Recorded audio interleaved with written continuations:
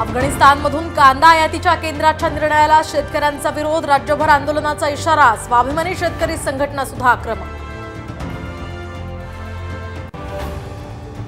भाजप नेते मधुकर पिचड आणि वैभव पिचडांनी घेतली शरद पवारांची भेट, सिल्वर ओकवर अर्धा तास चर्चा।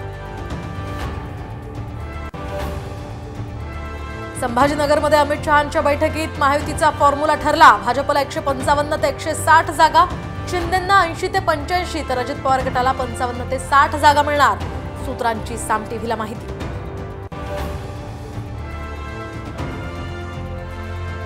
विदर्भ जिंकला तर महाराष्ट्रही जिंकू, पवारांना रोखायचं असेल तर विदर्भामध्ये 45 जागा आणा, अमित शहांचा नागपूरमध्ये पदाधिकाऱ्यांना कानमंत्र।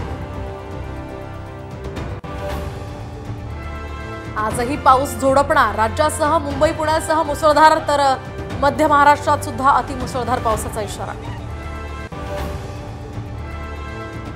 सोनं प्रति तोळा 77,500 रुपयांवर तर चांदी प्रति किलो 89,800 रुपये। सणासुदीच्या काळात दरात आणखी वाढ होण्याचाही अंदाज।